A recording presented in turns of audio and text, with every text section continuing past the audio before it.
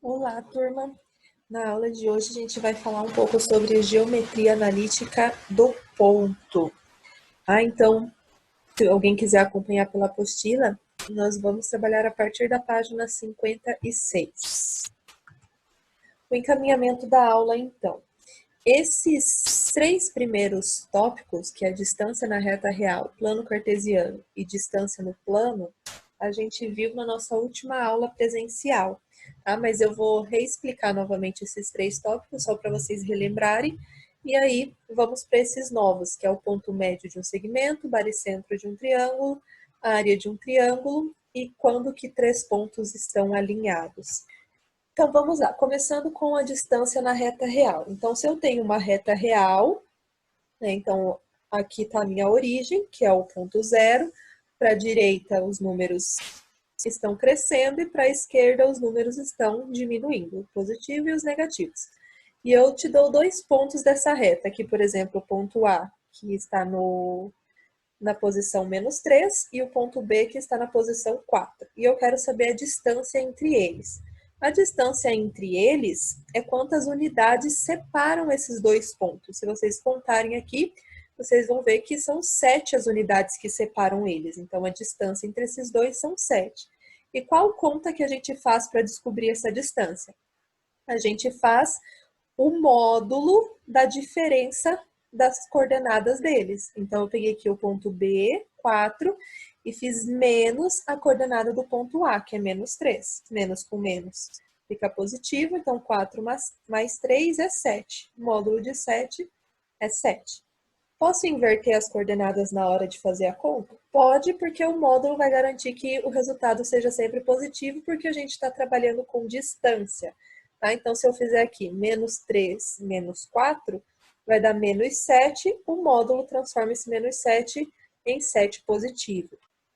Então, aqui resumindo, se eu tenho dois pontos, eu quero saber a distância entre eles, eu faço a coordenada de um menos a coordenada do outro, sempre em módulo, para garantir que o resultado seja positivo, porque estamos trabalhando com distância. E vamos para o exemplo R1, que está lá na página 56. Ele diz assim: na reta real, determinar os pontos P de x, que estão a distância 3 do ponto A menos 1. Perceba no desenho aqui embaixo que nós temos dois pontos que estão a distância 3 do ponto A. Um à direita e o outro à esquerda. Para a gente calcular quais são esses pontos, a gente vai usar a fórmula da distância entre dois pontos na reta real. Então, eu chamei o ponto que eu quero calcular de xp, e o xa eu já tenho. E eu sei que a distância entre eles, ou seja, quando eu faço um menos o outro, vai dar 3. Lembrando que sempre em módulo. Então, o meu xp é simplesmente o x, que é o valor que eu quero achar.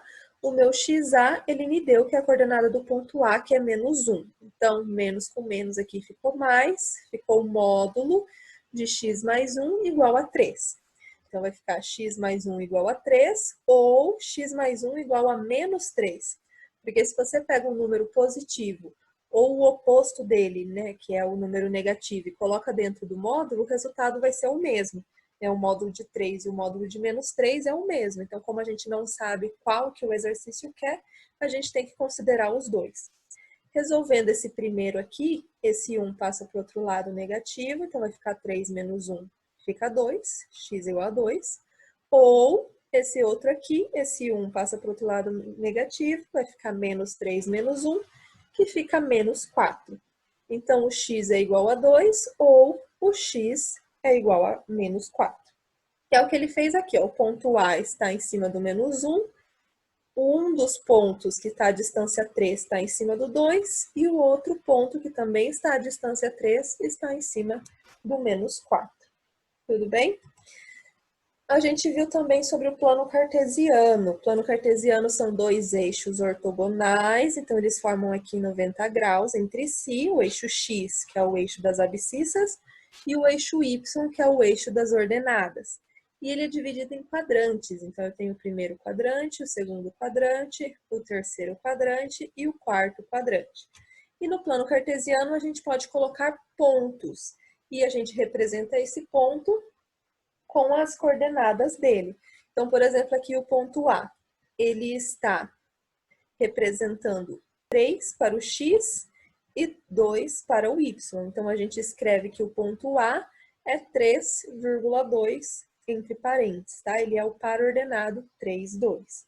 O ponto B, no x ele vale menos 2 e no y ele vale 3. Então, aqui o meu ponto B, o par ordenado dele, que é a coordenada dele, é menos 2 e 3. E assim sucessivamente. Dois pontos importantes são os que estão em cima do eixo. Quando eu estou em cima do eixo x, que é o eixo das abscissas, significa que o meu y está valendo 0. E quando eu estou em cima do eixo y, que é o eixo das ordenadas, significa que o meu x está valendo 0. Tá? Então, aqui, alguns pontos marcados no plano cartesiano para vocês relembrarem. Lembrando que, quando for fazer a coordenada de um ponto, é sempre o x que vem primeiro e depois o valor do y. E aqui, algumas coisas que eu já falei, né? Se você tem um ponto e a coordenada dele é A e B, o A, como é o primeiro número que apareceu, é o que a gente chama de abscissa do ponto, que representa o valor de x, e o B é a ordenada do ponto, que representa o valor do y. E os dois juntos daí vão formar a coordenada do ponto, que é um par ordenado. Nós também trabalhamos com a primeira e a segunda bissetriz. A primeira bissetriz é o que divide os quadrantes ímpares, então ela está aqui no primeiro quadrante e no terceiro quadrante. E o que a primeira bissetriz faz? Lembra que bissetriz divide o ângulo ao meio. Então, ela está dividindo aqui esse quadrante ao meio. E todos os pontos que estão em cima dessa primeira bissetriz têm o mesmo valor, tanto de abscissa quanto de ordenada. Então, esse ponto aqui, ó, ele vale 1 no x e 1 no y. Esse ponto aqui, ele vale 3 no x e 3 no y. Esse ponto aqui, ele vale menos 2 no x e menos 2 no y. Aqui, menos 4 no x e menos 4 no y. E todos os pontos que estiverem em cima dessa bissetriz, que a gente chama de primeira bissetriz, vai acontecer isso. O mesmo valor que ele tiver para x, ele vai ter para y.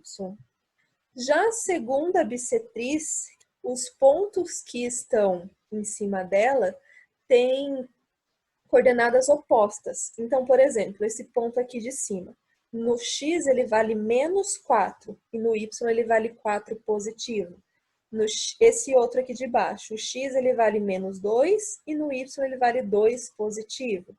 Aqui, no x ele vale 1 positivo e no y ele vale 1 negativo. Tá? Então, aqui, na segunda bissetriz, nós temos números opostos na abscissa e na ordenada. A gente viu também a distância no plano. Então, quando a gente tem dois pontos no plano, o ponto A e o ponto B, para a gente calcular a distância entre eles, a gente pode usar o teorema de Pitágoras. Então, eu transformo isso aqui em um triângulo retângulo. Essa medida aqui do ponto B ao ponto C é o que está escrito aqui, que é o y do ponto B menos o y do ponto A, né? Porque ó, essa parte aqui do BC é paralelo ao eixo y, então tem a mesma medida aqui do YA até o YB. Então, essa medida aqui é a mesma desse lado do triângulo. E aqui embaixo, do ponto A até o C, a mesma coisa. Esse pedaço é paralelo ao eixo X, então eles vão ter a mesma medida. A medida do X do ponto A até o X do ponto B é a medida desse lado do nosso triângulo retângulo. Se eu tenho um triângulo retângulo, eu posso aplicar o teorema de Pitágoras, que diz que a hipotenusa ao quadrado, que é a distância que eu quero descobrir, aqui o meu AB ao quadrado, é igual a soma dos catetos ao quadrado. Então, ficou AC ao quadrado, que está escrito aqui, mais o BC ao quadrado, que é o que está escrito aqui. Então, aqui, o AB, eu repeti na linha de baixo, quem que era o AC? É o XB menos XA. E quem que é o BC? É o YB menos o YA. Todos ao quadrado. O AB é a distância que eu quero. Esse é o quadrado. A gente passa com a operação inversa, que é a raiz Então, ficou a raiz quadrada de toda essa parte aqui. Lembrando que fica só a parte positiva porque a gente está trabalhando com distância.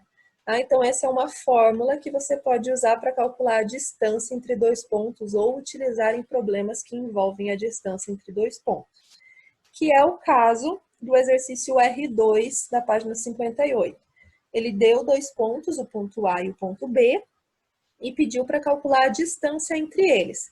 Então, a fórmula aqui, ó, dizia para pegar o x do ponto B menos o x do ponto A e elevar ao quadrado. Aí pegar o y do ponto B menos o y do ponto A e elevar ao quadrado. Soma e extrai a raiz. É isso que a gente vai fazer. Então, aqui, ó, o x do ponto B, que é 5, menos o x do ponto A, que é 2. Eleva ao quadrado. Aí, aqui, o y do ponto B, que é 2, menos o y do ponto A, que é menos 3. Ele já fez direto o jogo de sinal, tá? O menos da fórmula com o menos daqui, menos com menos vai ficar mais. Então, ficou mais 3 elevado ao quadrado. 5 menos 2 é 3. 3 ao quadrado deu 9. 2 mais 3 é 5. 5 ao quadrado deu 25. 9 mais 25, 34. Então, fica a raiz de 34. A distância entre esse ponto e esse, entre o ponto A e o ponto B, é raiz de 34. Um outro exemplo que ele trouxe é a questão R3 da página 58. Ele disse assim: obter os pontos da segunda bissetriz que estão à distância 1 do ponto P, 2 menos 1. Então, aqui ele me deu uma informação importante. Ele disse que o ponto está em cima da segunda bissetriz. O que acontece quando um ponto está em cima da segunda bissetriz? A abscissa e a ordenada dele são opostas. Ou seja, o x e o y são valores opostos, que é o que eu escrevi aqui, ó. Se a coordenada que está no lugar do x for um k, no y vai ser menos esse k.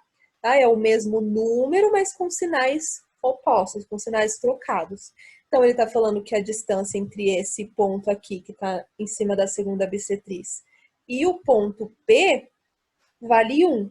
Então, o que a gente vai fazer? Vamos usar a fórmula da distância entre dois pontos para poder calcular quem que é esse ponto que está na segunda bissetriz. Então, vamos lá, a fórmula está aqui, ó.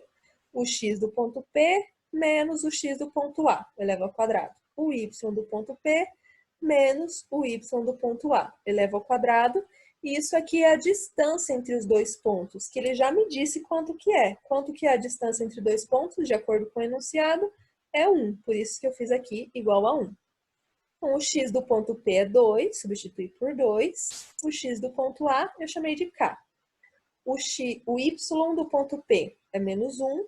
E o y do ponto A era menos k. Então, menos com menos ficou mais. E eleva ao quadrado, igual a 1. Então, aqui o que a gente vai fazer? Elevar ao quadrado dos dois lados para poder eliminar a raiz, né? Então, se eu elevar aqui ao quadrado e elevar o 1 também ao quadrado, o quadrado vai cortar a raiz e 1 ao quadrado vai continuar 1. Tá? Por isso que na terceira linha aqui, ele sumiu com a raiz. Na verdade, ele não sumiu. O que ele fez, ele elevou ao quadrado dos dois lados. Tudo que você faz de um lado, você tem que fazer do outro também. E aí o resultado não se altera. Então, aqui, ele resolveu essa parte fazendo o chuveirinho, a distributiva, e ficou 4 menos 4k mais k ao quadrado. Essa parte aqui fez a mesma coisa, ficou k ao quadrado menos 2k mais 1, igual a 1 que já estava na linha de cima.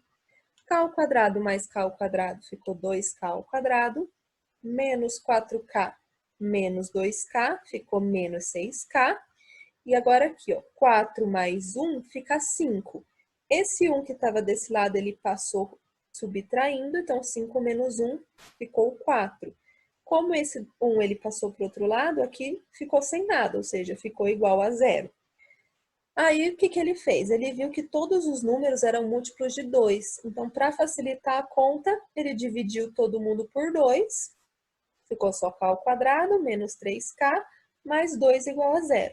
Resolvendo o Bhaskara, a gente vai chegar em dois valores de k. K igual a 1 ou o k igual a 2. Se o K for 1, o meu ponto vai ser 1 e menos 1. Se o K for 2, o meu ponto vai ser 2 e menos 2. Como eu não sei qual dos dois pontos ele quer, os dois pontos satisfazem o problema, então os dois são respostas do problema. Então, o ponto 1 menos 1 e 2 menos 2 está a uma distância 1 do ponto P, que é o 2 e menos 1. Agora a gente vai falar sobre o ponto médio de um segmento. Então, o que é o ponto médio?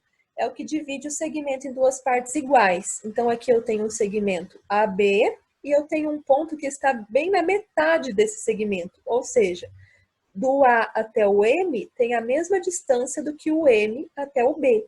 Então, vamos ver como que a gente faz para calcular qual é esse ponto. O que interessa para a gente quando a gente tem um ponto é a coordenada dele, ou seja, qual que é a abscissa, qual que é o valor de x desse ponto e qual que é a ordenada, qual que é o valor do y desse ponto. A abscissa do ponto médio, que é o x, né, o x do ponto médio, vai estar exatamente na metade entre o x do ponto A e o x do ponto B. Então, eu faço aqui o x do ponto A mais o x do ponto B e divido por 2, porque ele vai estar exatamente na metade. E a ordenada, que é o valor do y, também é a mesma coisa. Então, eu faço o y do ponto A e o y do ponto B e divido por 2, tá? Porque ele também aqui está na metade deste segmento. Vamos para um exemplo, então. A questão R4 da página 60. Ele diz assim: obter as coordenadas de M, o ponto médio do segmento AB, de extremos A, 3 e menos 1, e o B, 7 e 5. Então, esses são os meus pontos, os pontos extremos do segmento, começa no A, termina no B, e ele quer saber quem que é o ponto médio. Para isso, eu vou usar a fórmula. Então, a fórmula me diz que o x do meu ponto médio vai ser o x de um dos extremos mais o x do outro, então ficou 3 mais 7 do A e do B, dividido por 2. 3 mais 7 é 10, dividido por 2, 5. E a ordenada, que é o y do meu ponto médio, vai ser o y de um dos extremos mais o y do outro extremo, que nesse caso é menos 1 e 5, menos 1 do ponto A e 5 do ponto B, dividido por 2. Aqui, tenho 5 e devo 1, vai me sobrar 4. 4 dividido por 2 dá 2. Então, o ponto médio do meu segmento vai ser 5 e 2. Outro exemplo que ele me dá é o R5, que está na página 60. E ele pede determinar um ponto P do eixo das abscissas e um ponto Q do eixo das ordenadas, tal que o M, que é o 13 menos 1, seja o ponto médio do segmento PQ. Então, a gente vai ter um ponto P que vai estar em cima do eixo X, um ponto Q que vai estar em cima do eixo Y, e esse ponto M que ele me deu vai estar exatamente na metade da distância entre o ponto P e o ponto Q. Uma coisa importante, se o P está em cima do eixo X, é porque a ordenada dele vale 0. Então, aqui, ó, que eu escrevi o meu ponto P, eu escrevi ele como P e 0. 0 porque ele está em cima do eixo X, então a ordenada vale 0. E o Q, como ele está em cima do eixo Y, o X dele vale 0. Então, aqui a abscissa eu deixei como 0, e o que eu preciso calcular é só o valor de Y desse ponto. Como ele disse que o M é o ponto médio, eu vou usar a fórmula do ponto médio para tentar resolver essa questão. Qual que é a fórmula do ponto médio? Ele fala que a abscissa do ponto médio é a abscissa de um extremo mais a abscissa de outro extremo dividido por 2, ou seja, o x do ponto P mais o x do ponto Q dividido por 2. O x do ponto médio a gente já sabe quem que é o 3, são 3. O x do ponto P é o que eu quero descobrir, eu chamei de P, e o x do ponto Q eu sei que é 0, então ficou P mais 0 dividido por 2. Aqui está dividindo, ele só passa multiplicando, vai ficar 3 vezes 2, que é 6. E P mais 0 é P, então o P é igual a 6. E fiz a mesma coisa para a ordenada, ou seja, fiz a mesma coisa para o Y. O Y do ponto médio é igual ao Y do ponto P mais o Y do ponto Q dividido por 2. O y do ponto médio a gente já sabe quem que é menos 1. Então, ficou menos 1. O y do ponto P era 0 e o do ponto Q é o que eu quero descobrir. Esse 2 que está dividindo, ele passa multiplicando, então vai ficar menos 2. 0 mais Q é o próprio Q. Então, ficou Q igual a menos 2. Ou seja, os pontos que ele me pediu é o P 6,0 e o Q 0,-2. O próximo tópico, então, é o baricentro de um triângulo. Lembrando o que é o baricentro? O baricentro é o encontro das medianas, é o ponto de equilíbrio do triângulo. A gente viu isso no capítulo anterior. E como que a gente faz para calcular esse baricentro? Para eu calcular a abscissa do baricentro, eu vou fazer a média das abscissas dos 3 vértices do triângulo. Então, o x do ponto A mais o x do ponto B mais o x do ponto C, como é a média aritmética, tá? Dividido por 3. Somei 3 coisas, dividi por 3. E a ordenada vai ser a mesma coisa, o y do ponto A, o y do ponto B, o y do ponto C, dividido por 3 também. Quando eu faço essa conta, eu acho exatamente o valor do x e do y do baricentro, ou seja, eu acho a coordenada do baricentro. É o que ele usa na questão R6 da página 60. Ele diz assim: de um triângulo ABC contido no plano cartesiano, conhecem-se os vértices A, 6 menos 3, e B, 1, 4. Então, ele só me deu 2 vértices do triângulo. Bem como o baricentro, que é 2 e menos 1. Ele me deu 2 vértices e o baricentro, e ele pede obter as coordenadas do vértice C do triângulo. Então, ele quer que a gente calcule o vértice que está faltando. Como ele me deu o baricentro, eu vou usar a fórmula do baricentro para poder descobrir quem que é esse outro vértice. Começando com as abscissas, né, com os valores de x. O x do baricentro vai ser igual ao x de um vértice, mais o x de outro vértice, mais o x do terceiro vértice, dividido por 3. Então, o x do baricentro ele me deu, é 2, que é o ponto G. O x do vértice A ele também me deu, é 6. O x do vértice B ele me deu, que é 1. E o x do vértice C é o que eu quero descobrir. Fazendo essa conta aqui, sobre esse 2 eu posso colocar o 1, porque embaixo de todo número eu posso dividir por 1 e vai continuar sendo ele mesmo. Então, se eu imagino que tem o 1 embaixo desse 2, eu multiplico cruzado, vai ficar 3 vezes 2, que é 6, e uma vez essa parte de cima, que vai continuar sendo a mesma parte de cima. Então, aqui, 6 mais 1 fica 7, vai passar para o outro lado menos 7. Então, 6 menos 7 vai ficar menos 1. A abscissa do ponto C vale menos 1. E fazer a mesma coisa com a ordenada. Então, o y do meu baricentro vai ser o y do meu ponto A, mais o y do meu ponto B, mais o y do meu ponto C, dividido por 3. O y do baricentro ele me deu, é menos 1. O y do ponto A ele também me deu, é menos 3. O y do ponto B é 4. E o do ponto C é o que eu quero descobrir, dividido por 3. Aqui eu também vou multiplicar cruzado, vai ficar 3 vezes menos 1, que é menos 3. Aqui tenho 4 e devo 3, vai me sobrar 1. Então, esse 1 eu vou passar para o outro lado negativo. Lembra que aqui tinha o menos 3, porque esse daqui passou multiplicando. Menos 3 menos 1, que vai vir do outro lado, vai ficar menos 4. Então, o YC vale menos 4. E com isso a gente descobriu quem que era o outro vértice do triângulo, quem que era o vértice C.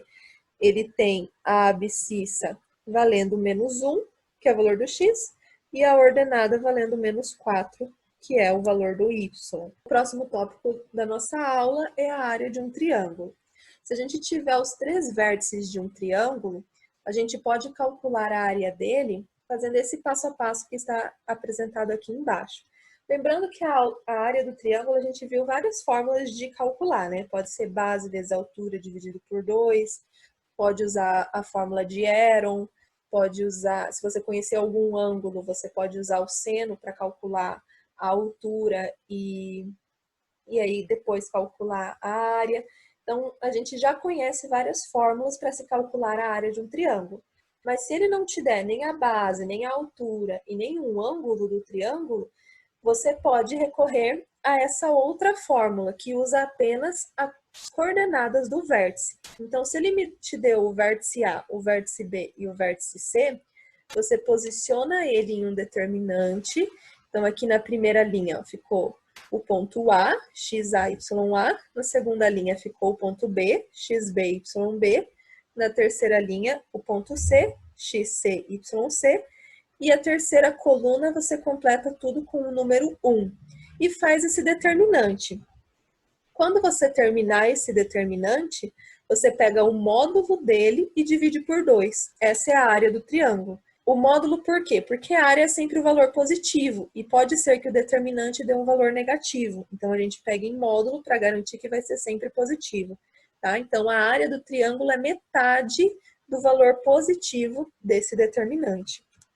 Por exemplo, aqui, no exercício R7 da página 62, ele fala: obter por cálculo de determinante a área do triângulo ABC de vértices A, B e C, ele me deu a medida dos vértices. Então, eu posicionei aqui, ó, o ponto A, que é 2 e 1, o ponto B, que é 4 e 5, e o ponto C, que é 6 e 3.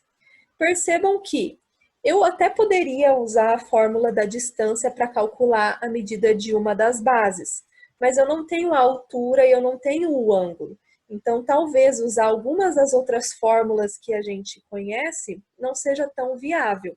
Tá? Nesse caso, como ele não me deu nenhuma outra informação sobre esse triângulo, usar o determinante acaba sendo mais prático. Tá? Então, eu vou pegar esses pontos que ele me deu, vou posicionar aqui no determinante, ó, a primeira linha, coloquei o ponto A, na segunda linha coloquei o ponto B, na terceira linha coloquei o ponto C, e a terceira coluna eu completei tudo com o 1. Lembrando como que faz esse determinante. A gente repete as duas primeiras colunas, então eu repeti aqui, multiplicamos os números na posição da diagonal principal. Então, eu fiz aqui, ó, 2 vezes 5 vezes 1, 10. 1 vezes 1 vezes 1, 6. 1 vezes 4 vezes 3, 12. Aí eu faço menos e multiplico os números na direção da diagonal secundária. Então, aqui, ó, 6 vezes 5 vezes 1, 30. 2 vezes 1 vezes 3, 6. 1 vezes 4 vezes 4, 4. E essa parte que está entre parênteses, eu vou precisar fazer o jogo de sinal. Então, eu só repeti aqui a primeira parte na linha de baixo, fiz o jogo de sinal com a multiplicação no sentido da diagonal secundária e resolvi essa continha aqui. Fazendo essa conta vai dar menos 12. Como a gente está calculando a área, a gente pega o valor positivo e divide por 2. Então, o módulo de menos 12 fica 12 positivo. 12 dividido por 2 vai dar 6. Então, a área desse triângulo aqui, formado pelos vértices A, B e C, vai me dar 6. Tudo bem? Bem tranquilo, né? Cálculo de determinante vocês já sabem fazer. Porém, para a gente ter a área de um triângulo, a gente precisa que os pontos não sejam colineares. Porque, por exemplo, olhem esse triângulo aqui. Eu tenho o vértice A, o vértice B e o vértice C. E ele tem uma área, certo? Essa parte aqui interna do triângulo é a área dele. Agora eu vou aproximar esse vértice C cada vez mais para perto do segmento AB. O que está acontecendo com a área do triângulo? Ela está diminuindo, certo?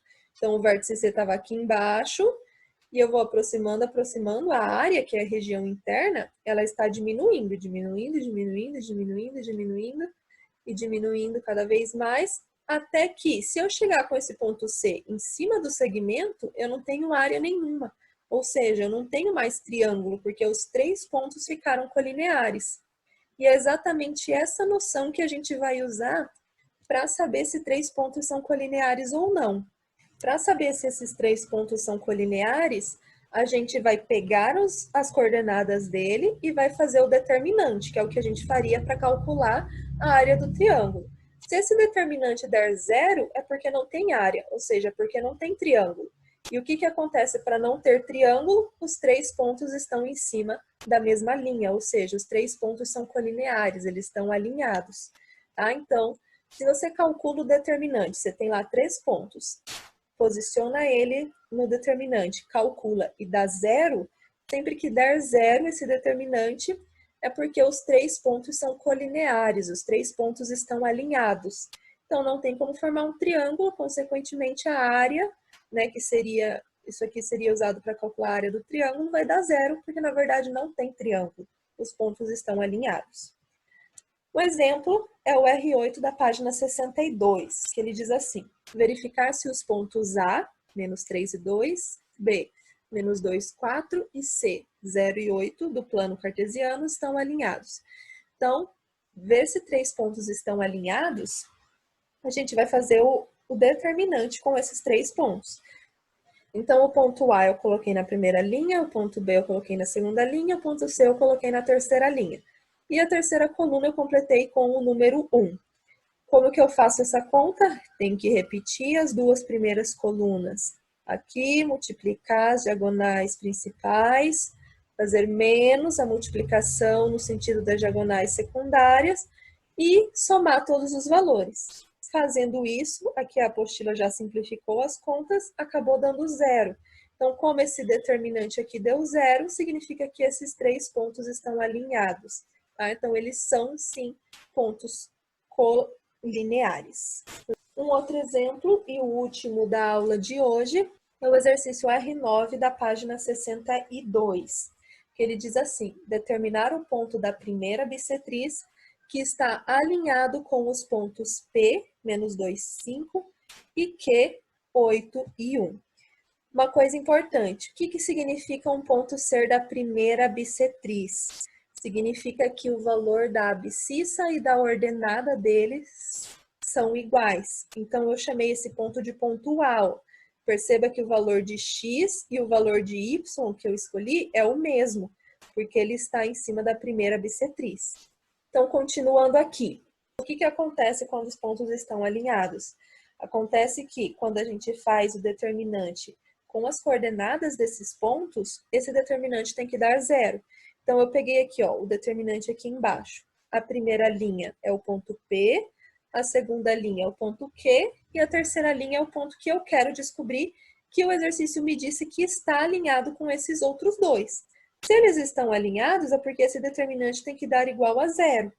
Então, calculando esse determinante aqui, repetindo as duas primeiras colunas, multiplicando no sentido da diagonal principal, fazendo menos, multiplicando no sentido da diagonal secundária, a gente vai obter essa parte aqui, ó, 14K menos 42, que a gente sabe que tem que dar zero. Por que tem que dar zero? Porque o exercício falou que os pontos estão alinhados.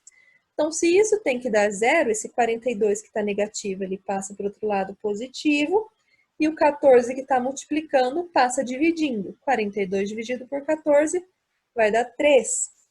Então, o meu K vale 3. E quem que é o K? É o valor da abscissa e da ordenada do ponto que estava faltando. Então, o ponto que está em cima da primeira bissetriz e que está alinhado com o P e o Q é o ponto 3 e 3. E com isso a gente resolveu a questão. Então, esses são os conteúdos da aula de hoje. Agora vocês vão praticar com alguns exercícios. E na semana que vem a gente volta com um pouco mais de geometria analítica. E a gente vai começar a trabalhar com retas no plano cartesiano. Tá bom? Bons estudos e até a próxima aula.